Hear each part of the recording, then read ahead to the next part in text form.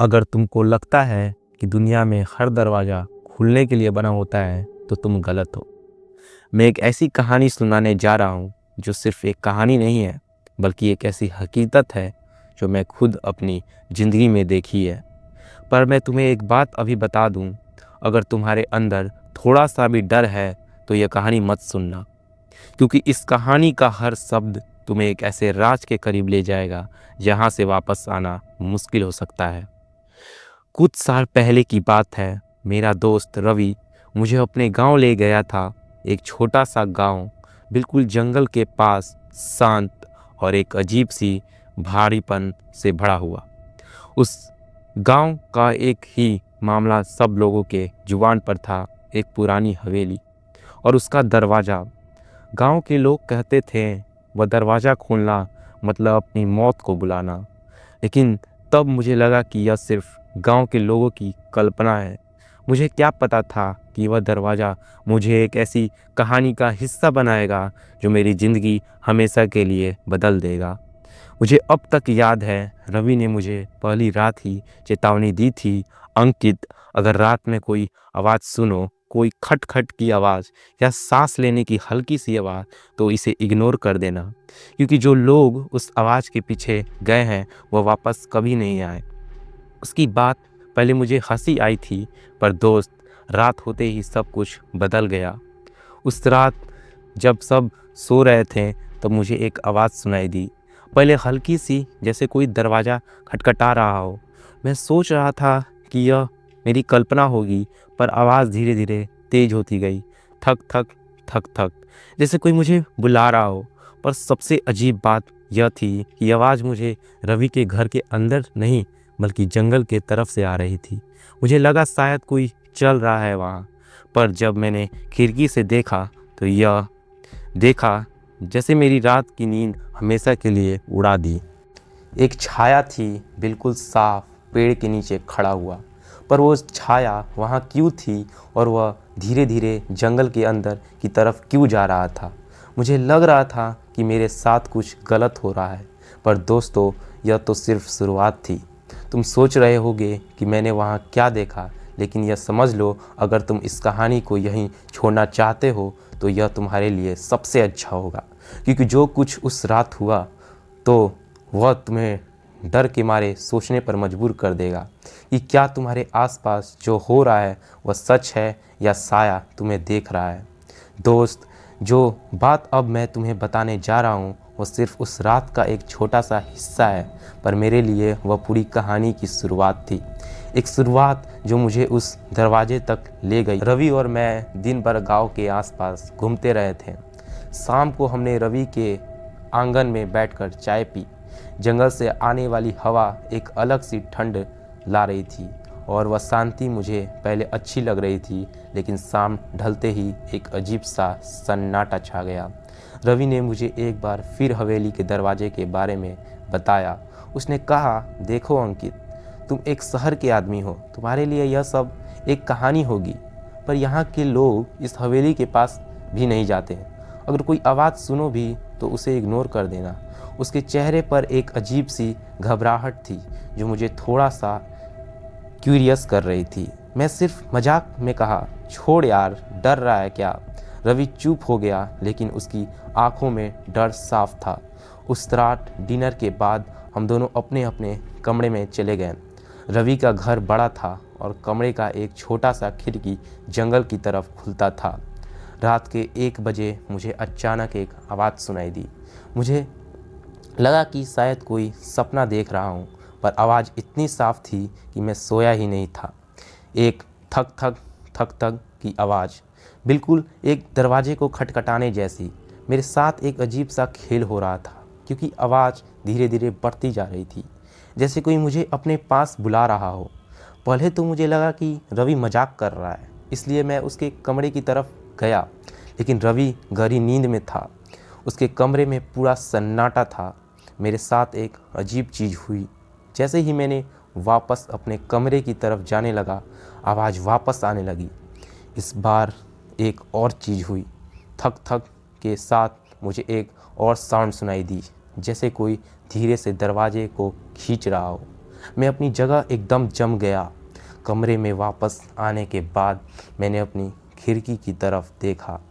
जंगल का एक हिस्सेदार हिस्सा वहाँ से दिखाई दे रहा था, लेकिन सब कुछ बिल्कुल शांत था। पर मेरी आंखें एक छाया पर अटक गई। पहले तो लगा कि शायद मेरा दिमाग खेल कर रहा है। छाया एक पेड़ के नीचे खड़ा था, लेकिन धीरे धीरे वो मुझे देखते हुए एक दरवाजे के पास चली गई। दोस्त, मुझे लगता है कि यह वही हवेली का दरवाज़ा था। तभी एक और अजीब बात हुई। मेरा कमरा एकदम से ठंडा हो गया, जैसे हवा अंदर आ रही हो, पर खिड़की बंद थी। मैं पूरा काँप रहा था, लेकिन मैंने अपने आप को समझाया कि यह मेरा इमेजिनेशन होगा।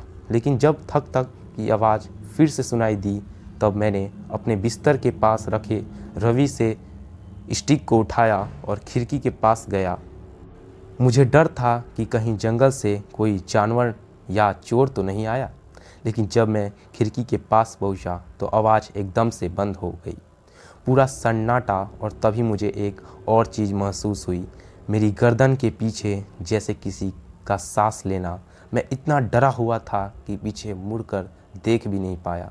बस बिस्तर पर बैठा रहा, अपने आप को यह समझाता रहा कि बस मेरी सोच है। अगली सुबह रवि ने मुझसे पूछा, रात को सब ठीक था? मैं कुछ बोल नहीं पाया। रवि मुझे देखते ही समझ गया कि मेरे साथ कुछ हुआ है। उसने कहा, मैं पहले ही कह रहा था, जो भी आवाज़ आए इग्नोर करना सीखो। वही आवाज़ तुम्हें उस दरवाजे की तरफ ले जाएगी। मैंने रवि से कहा, वह दरवाज़ा मुझे अब से डराने लगा है और मैं उसका सामना करूँगा। रवि सिर्फ चुप रहा, लेकिन उसकी आंखों में मुझे एक अजीब सी बात दिखी, जैसे उसे पता हो कि अब मेरी ज़िंदगी पहले जैसी नहीं रहेगी। दोस्त, जो मैंने उस रात महसूस किया वह एक वार्निंग थी। पर तुम जानते हो ना, इंसान का नेचर होता है कि जितना रोका जाए उतनी ही जिज्ञासा बढ़ती है। मैंने फैसला कर लिया था, मैं उस दरवाजे के पास जाऊंगा। अगले दिन जब मैं गांव के लोगों से बात कर रहा था तो एक बूढ़ी औरत ने मुझसे हवेली की कहानी सुनाई। उसने कहा कि हवेली पहले एक जमींदार की थी, जिसका नाम ठाकुर रघुनाथ सिंह था। उसका एक बेटा और एक बेटी थी। बेटी की शादी एक ऐसे लड़के से तय हुई थी जो जमींदार को पसंद नहीं था। शादी के एक दिन पहले उसने अपनी बेटी को उस दरवाजे के अंदर बंद कर दिया और उस दरवाजे को हमेशा के लिए सील कर दिया। कहानी कहते कहते बूढ़ी औरत रोने लगी और बोली, उसके बाद वो दरवाज़ा कभी नहीं खुला और लोग कहते हैं कि उसकी रूह आज भी वहाँ है। उसकी बात सुनकर मेरी जिज्ञासा और बढ़ गई। उस रात के बाद मुझे नींद ही नहीं आ रही थी। वह परछाई, वह आवाज़ और वह दरवाज़ा सब मेरे दिमाग में बार बार घूम रहा था। मैं जितना सोचने में बचना चाह रहा था, उतना ही मुझे लग रहा था कि वह चीज़ मुझे अपनी तरफ खींच रही है। रवि की बातें याद आई। जो लोग उस दरवाजे के पास गए हैं वह कभी वापस नहीं आए, पर एक अजीब जिज्ञासा थी जो मुझे उसकी ओर ले जा रही थी। क्या सच में उस दरवाजे के पीछे कुछ था, या ये सब गांव की कल्पना थी? अगले दिन सुबह रवि से बात की। मैंने कैजुअली पूछा, यार वह हवेली और दरवाजे का क्या सीन है? उसका चेहरा एकदम गंभीर हो गया। उसने कहा, अंकित, उस दरवाजे के पास मत जाना। तुम्हें पता है, गांव के राम प्रसाद चाचा, जो यहाँ के सबसे पुराने लोग हैं, उन्होंने एक बार बताया था कि वह दरवाज़ा शुरू में एक मंदिर का था, पर फिर एक दिन कुछ लोग जंगल में घायल मिले और वह सब कुछ बोल नहीं पा रहे थे, सिर्फ इशारे करते थे और उनके चेहरे पर ऐसे निशान थे जैसे उन्होंने किसी ऐसी चीज़ का सामना किया हो जो इंसानी नहीं थी। रवि की बात सुनकर पहली बार मुझे लगा कि शायद ये मजाक नहीं है, पर फिर भी मैं अंदर एक अजीब जिज्ञासा थी जो मुझे उस दरवाजे के करीब जाने से रोक नहीं। उसी रात जब सब सो रहे थे, मैंने फैसला किया कि मैं जंगल के पास जाकर खुद देखूंगा कि वह दरवाज़ा कैसा है। रवि मुझे रोक नहीं सका। मैं अपनी टॉर्च उठाई और धीरे घर के पीछे वाले रास्ते से जंगल की तरफ चल पड़ा। रात एकदम शांत थी, लेकिन वह शांति दोस्तों, वह एक असहज शांति थी, जैसे हवा भी अपने साथ कोई कहानी लेकर चल रही है। जंगल के अंदर जाते जाते मुझे लगा कि कोई मुझे देख रहा है, पर जब मैंने पीछे देखा तो कुछ नहीं था। जंगल के अंदर एक अजीब सी खुशबू थी, ना वो मिट्टी की थी ना पेड़ पौधों की। एक नम पुरानी सी महक, जैसे वहाँ कुछ सालों से बासी पड़ा हो। पेड़ों के नीचे ज़मीन काफ़ी गिल्ली थी और हर कदम पर लगता था कि कोई आवाज़ कर रहा है। लेकिन दोस्तों, सबसे अजीब बात यह थी कि रात में इस गहरे अंधेरे में भी मुझे लग रहा था जैसे जंगल के अंदर कोई रोशनी का सोर्स हो, एक हल्की सी पीली रोशनी। और जैसे जैसे मैं उस रोशनी के करीब जा रहा था, मेरी सांसें और तेज होती जा रही थी। और फिर वह मुझे दिखा, वह दरवाज़ा, एक बड़ा सा पुराना सा दरवाज़ा जिसमें जगह जगह से लकड़ी खोखली हो चुकी थी। उस दरवाजे के ऊपर अब भी वही लाइन लिखी थी, ये दरवाज़ा मत खोलना। मेरे दिल की धड़कन इतनी तेज़ थी कि मुझे लग रहा था जैसे वह आवाज़ जंगल में सुनाई दे रही हो।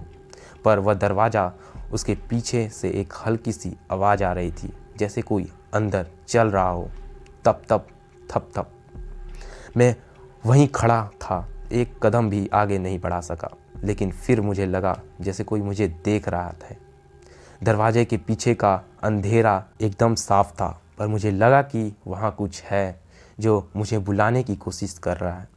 एक अजीब सी ठंडी हवा चल रही थी जो सिर्फ दरवाजे के आसपास थी, जैसे वहाँ एक अलग दुनिया हो। मैंने टॉर्च की रोशनी दरवाजे के पास ले जाने की कोशिश की, पर जैसे ही मैंने रोशनी लगाई, मुझे एक चीज़ दिखी जो मेरे होश उड़ा गई। वह एक हाथ था, एक पुराना काला पड़ चुका हाथ, जो दरवाजे के नीचे से बाहर आने की कोशिश कर रहा था। और सबसे अजीब बात थी कि उस हाथ की उंगलियां दरवाजे की लकड़ी पर ऐसे खरोच रही थी जैसे वह दरवाज़ा तोड़ना चाहती हो। मैंने बस एक ही चीज़ की, टॉर्च बंद की और वहाँ से भाग गया।